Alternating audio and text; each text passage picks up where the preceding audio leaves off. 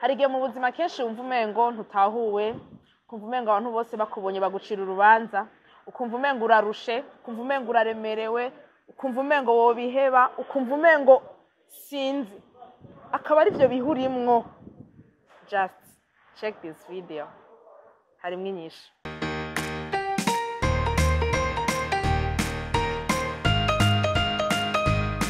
Welcome to my YouTube channel.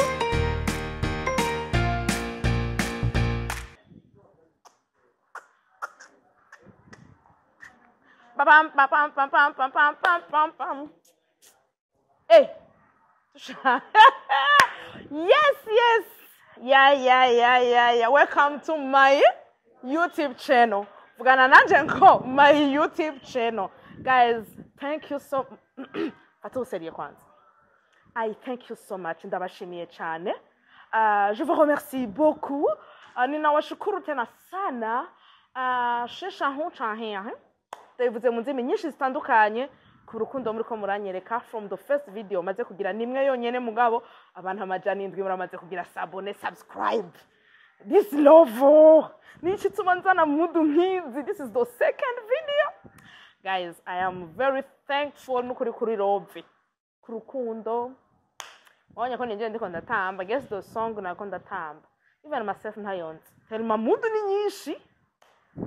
Yeah. It's me, Mama WY, coming back again kuri YouTube channel yanje. Ndabazaniye bishasha byiza bibaruhura umutima bibigisha kubaho. Ndanyotewe. Reka hinge. Anza mundindire gato. Ngira tuvugane ibintu biri seriye vraiment faut que nzanda. So ala santé kuba subscribe amajana 8. Sije nzobana ndagize ara sante ku bihumbi 10. Akana kazi kawe na jewe. So make sure you subscribe, akabutari bwagire subscribe, make sure urayipartage abagenzi bawe. Please. Make sure urashikanye kure hashoboka iyi channel yacu. Ni wanje, ni wawe kandi twese birashoboka. So today's video is about nkuko mwabibonye nkitangura. Hari ibintu umuntu acamo mu buzima ugasanga ivyo bintu rabiciyemwo biragutumye uruha, biragutumye wumva umengo ntukunzwe, biragutumye wumva umengo uriyanse, biragutumye uraruha nyene urumva. So uno musi video hari byinshi byavuzwe bivuye no ku mwana wanje wa kabiri. Hari abantu bavuga ati none agira tubwire ibintu vyiwe, agira iki nope. Narababwiye yuko iyi video niyo kugira dufashanye twiyubake. So jewe naravuze kuri Instagram yanje nti Imana yarampaye ingabire nzoyikoresha mu gufasha abandi bakiri imitima. Ingabire narose nuko ikintu cyose kiba mu buzima bw'iwanje ndagikuramwe inyigisho, ikintu cyose kiba mu buzima bw'iwanje ndagikuramwe experience, ari byo bintu byantunze kuva kuri nshimenya. Rero no munsi tugomba tuvugane ku bintu byambaye ko biranyigisha n'ingene nashoboye kubicamwo. Ushobora kubona ari byo bihurimwo, ushobora kubona wumva umengo uranswe, ushobora kubona wumva umengo ntutahuwe, ushobora kubona wumva umengo ibi bintu ndimwo byagenze gute kugira shike ngaha n'iki nokora kugira ndabivemwo. Kenshi ugasanga umuntu office stress nyinshi bivanye nibi canke biriya. Araheze igihe kitari gito Imana yarampezagiye impezagize umwana wa kabiri. Umwana wa kabiri n'umuhungu mwiza sana Tessa wifreshe. No just ndamwiyumviriye cyane umva notwenga. Ariko mpora nicara nkavuga ati Mana ndagushimiye kuwo ndi, kuko iyo ibintu byambaye ko kuri uyu mwana bimba ko ntaragira etape nk'iyo fise, ntarimenya, ntarikunda, ntariyakira, je vous jure nari gusanga nshatse ngombye kwiyahura nko byabaye kuri divorce yanje. Hariho ibintu rero mu buzima bigushikira ukavuga ati like habaye iki Mana ntiwitore woman, ntiwitora ugatakara ukumva urushe ukumva urababaye. Mugabo ikintu cyafashije muri ivyo bihe byanshitse ko ni ibintu bishika kuri 5 ngomba ndakubwire. Icambere cyafashije ni kubera ko narimenye uwondi, ica kabiri cyafashije ni gusenga, ica gatatu cyafashije no gutahura abandi impamvu yatumye bakora ico kintu, ica kane cyafashije no kwiyegeza kure na bad vibe. Ica gatanu cyafashije is my friend, the true, the vrai, pana bamwe duhendana.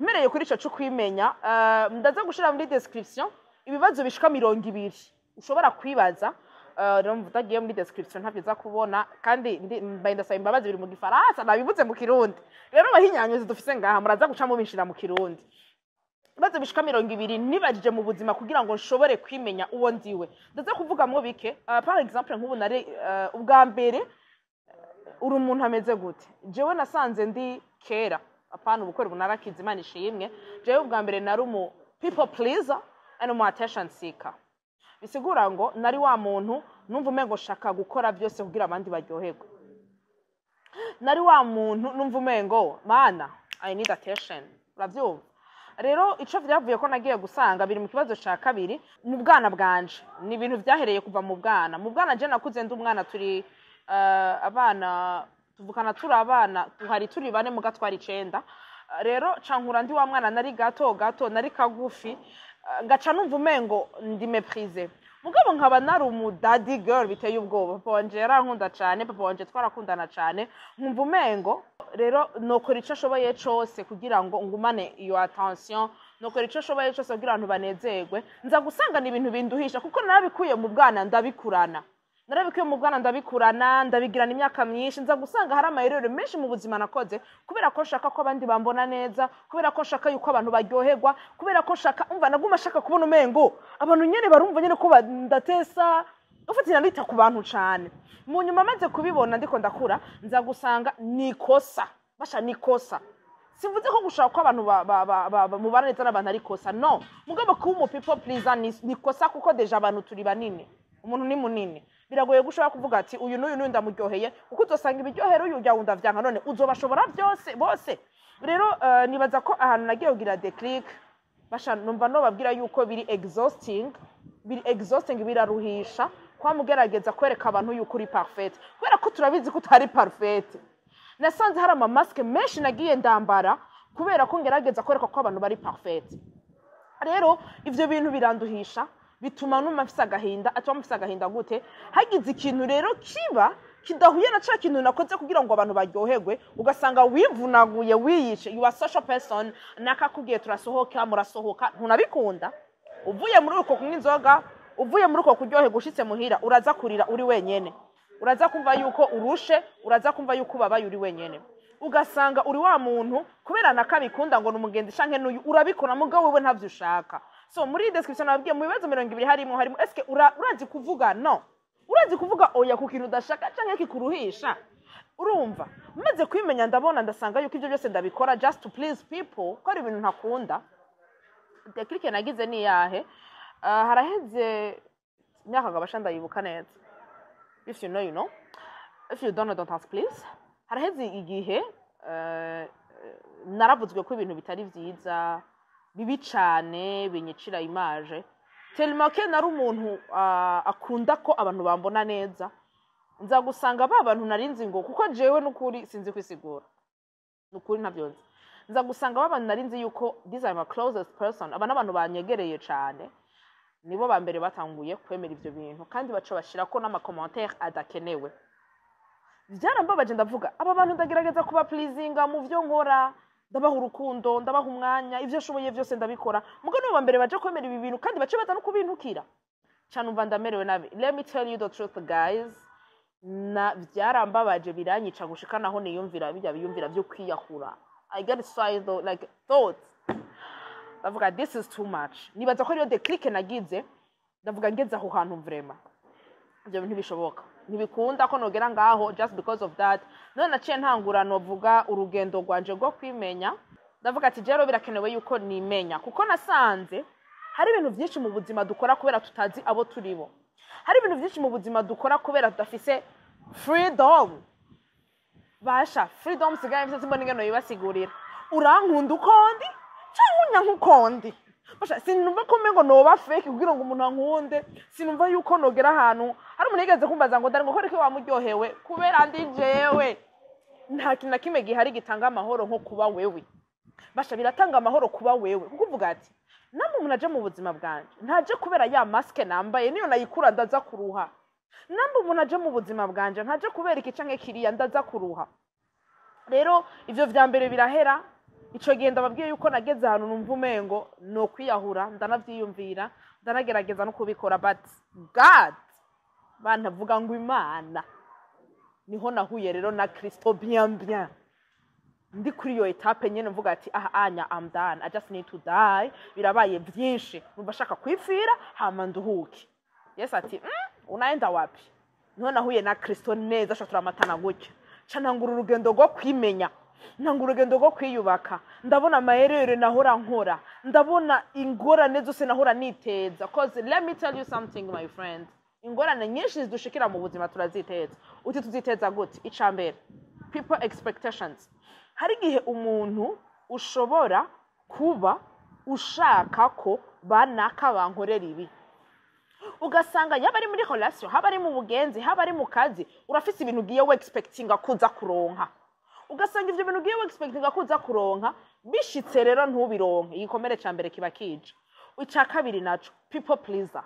Ukamugerageza wivunagure, wiyice, wimare kugira ngo abantu baze kuryoherwa ivyo uriko urakora. Ntibategerezwa kuryoherwa, si itegeko canke ngo babishime. Urashobora kwivunagura ukaza ugateka ukaduhamagara duhejeje kurya tukavuga ko byari bibishe, mugabo nababwiye ko nkunda kurya, tuzoba twariye, uza kwivuga twahejeje kurya. Wowe wabitetse ukivunagura uraza kubabara. Ikindi naco, people attention. You can get an attention muri uwo mwanya, ariko uvuye ngaho baba ndiye bavuga ati hajya ari kwavuga ibiki, ujya yibaza ko ari igiki. Rero usanga birakurushitse muhira, bahagize ikintu kikubako, hagize ikintu kiba ucushaka kusaduka. Ico gihe ca mbere baramaze kubaramvuze, murumva nababwiye reaction nagize. Dada wa mbere adafise Imana, dada wa mbere atiyizi, dada wa mbere adasenga, nagiye mu mubabaro utagira ukungana, ndamara imisi niyugaye gushika naho ademi mezire yo kwiyahura. I tried but God protected me. Ngira ndababwire rero ibya vuba ingene bamvuze, baranyambika ibara ku bintu basha n'ukuri atareyalite nimwe irimwo. Mugabo siniyumviriye kwiyahura, sinanarize. Ico nakoze naguma ntwenga, naguma mbwira abantu mu commentaire ndabe nabifashe nk'inkuru. Just why? Because naramenye yuko I'm a kind person. Ndumuntu peu importe ivyo abantu bomvuga ko nukuri ndi umwana mwiza. Ico sinkeneye umuntu aza kukimpaririza ko, sinkeneye umuntu aza kukimpa ko avi. I know myself, I'm a kind person. Ndi umwana mwiza, mfise umutima wagutse. Eske bisigura ko nababara? Ndababara kuko harabongirira neza bigahera bangiriye nabi. Eske bisigura yuko hazi ikintu kinkomberetsa ntababara? Ndashavura mugabo sindabitebako kubera cyane ibuka yuko sindabikora kubera abo. I'm no longer looking for pleasing people. Ndabikora kubera jewe, ndabikora kubera bimpa amahoro, ndabikora kubera ko ndi umwana mwiza. Na expectations nkifise mu by'abantu bankorera ko mukoto kuvyo jewe nakoze. Rero byaravuzwe byinshi. Umwana wa kabiri se ntibakundanye, se ntibazinanye, bagaca byari ikibazo ngira nibariza abantu. You people who come and tell people mugaca mutuka abantu ngo ni ndaye. Murazi definition y'indaye icarico? Indaya n'umuntu adandaza umubiri akaronka amahera. None ko tuba dufise akandi kazi dukora, ninde yabwiye yuko twiye tuba turi indaya? Dufise ubundi buzi, jumba nje akazi nkora ndagafise, ndi mu communicatrice, ndi no journaliste, ndi no mu YouTuber ubu. Welcome to my YouTube channel. So, ukazibona umukobwa mugenzi wawe ariko aragutuka ico gitutsi just because you have a baby. Ukazibona umukobwa mugenzi wawe ariko aragucira urubanza just because wabyaye. Akagutuka, ntibagushaka, ntibagukunda, sinzi ibi canke biriya canke biriya. Let me tell you, hari ikintu ngira mvuge nga, ko ndabona Yesu we, urazi ikintu nciye mbona Franika ariko aransamaza. Ntuzobikupe, Franika ariko aransamaza. Turamara ndi muri aya mavideo, ndiko ndabona how people gonna comment and how there is a live igiribe about this. So ngira neclass ikintu cyembandanye. Muhungu twavyaranye je twarakundanye cyane. Abantu batubona igitega ku rutonde murabizi. Nukuri this guy I loved him. Kandi tugabanye urusaku tureye kuvuga ibitari ivyo, nukuri niwe yampevye. Jewe ko navanza ngo ndababeshe, niwe yampevye. Mbega yampebe yiki? Kubera ndi jewe nababwiye. Because ndi jewe. Haravuzwe byinshi by'isaku kuri jewe atari ivyo. Haravuze byinshi amajambo menshi atari ivyo. Biramuremera, bati paradesi dakumeba. Kubera iki? Sinza kugenda ngo nukuri n'urugendo rurerure, nibaza ko nzoro ngumanya ko kubabwira vyonyene. Byari bibabaje guhebwa nk'inda ya 5 mois. byari bibabaje guhebwa mufise ama projet aya nariya nukuri byari bibabaje ariko kubera ko nababwiye Darene mushasha eske ariko sa niyagiriza muri byo byose no hariko sa narifise muri byo byose no ikosa narifise ryari rimwe narabonye ama red flags inshuro nyinshi ndayikawusha bavuga ati ibi ni ibintu bihera ni ibintu bidafata umwanya niryo kosa nakoze ijya kabiri nugutahura gose kandi wo ni jewe nabwiye ko ariko meze ndafise problème yo gutahura abantu nkamutahura cyane à un certain moment bigateba bikaruha irindi kosa nakoze nibaza ko abakobwa benshi turarikora iyo uhuye n'umuntu ugaca wiyugura cyane ukamubwira ama histoire yawe ukabwira iki nagomba ndababwira mama muri ko murabasharjira inkoho zo kubarasa umunsi bitazogenda neza ladies uri kuramusharjira inkoho zo kukurasa umunsi bitazogenda neza umenye ko ari byo nyene azokuratsisha rero ico gihe ivyo byose biraba the difference nuko ubu nukuri sinza kubabesha I got hurt ndumuntu narababaye narumvise mengo narumvise ko bimbabaje kandi byarambabaje abo twari kumwe barabiza amajoro naraye ndiko ndarira barabiza ibitondo naraye ndiko ndarira numva mengo nosara ariko sinigeze nshika kuri ya etape yo kwiyumvira ibintu nabiki ahubwo ikintu naciye nkora kwari gusubiramo relation yacu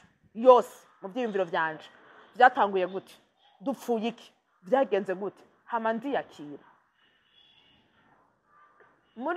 mu guheza no video nagira ndabahe solution sinzi ibyo uri kuracamo sinzi ingene bisa sinzi uko wiyumva ariko nkuko nabibabwiye banza wimenye la solution ku ngorane zose nukwimenya kuko iyo wiyizi iyo wowe wiyizi ntuzota umwanya ngo uri kurisigura ku bantu kuvyo bariko barakuvuga ntuzota umwanya ngo uri kuraruhishwa n'ivyo abantu bakuziko hari ukuri kwawe kuri muri Bibiliya soma Bibiliya uzokwimenya hari ukuri kwawe kuri mu wowe nyene uri basha ndakunda kuvuga iki kintu let me say it very clearly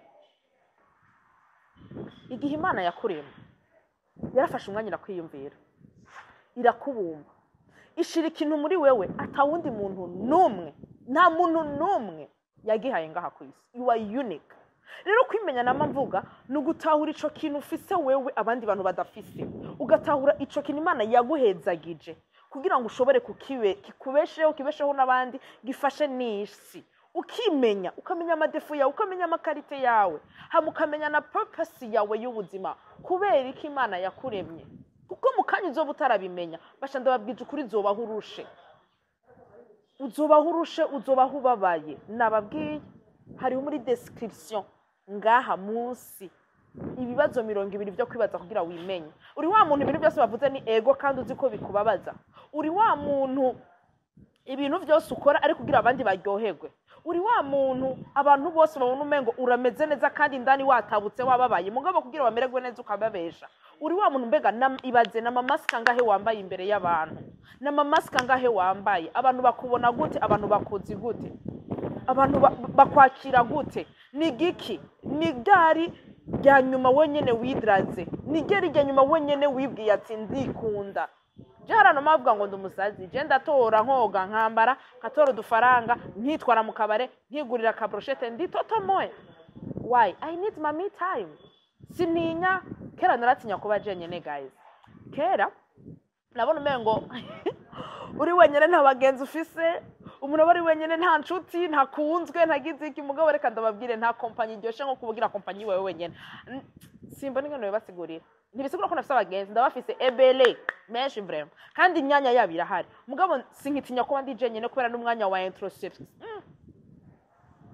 kanuzoga kati n'umwanya wa introspection so n'umwanya wo kwimenya n'umwanya wo kwimenya igifaransa je ntitwara amashuri mwandihiye n'umwanya wo kwimenya wewe nyene ukinjira indani ukimenya ukiyiga introspection you know ukiyiga ukimenya byose hama ugacuhaguruka so stop cursing yourself stop treating yourself bad wibaza ko wifasha nabi twe tuzogufata neza gute wibaza yuko wewe wama wituka twe tutoreka kugutuka gute sivuze ngo utabikora ntibabikora no mugabo duhe icyo ushaka ko tuguha bazi nk'ubu je ndabaha vibe nziza kubera ashaka ko mpa vibe nziza y'abasabone benshi yo gupartage iyi video kuri YouTube channel yanje yo gucommentinga ndababwire guys yo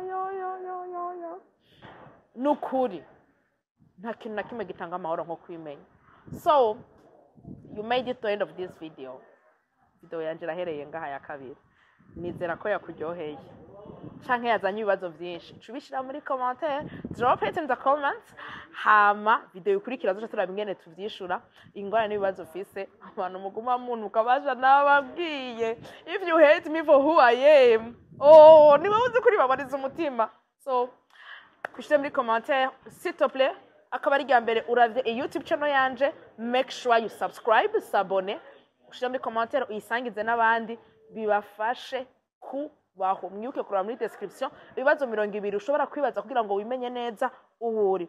It was me Mama WY and I made a video ntamazaga fana kandi babanda kyabage. Cheers to you guys. I love you so much.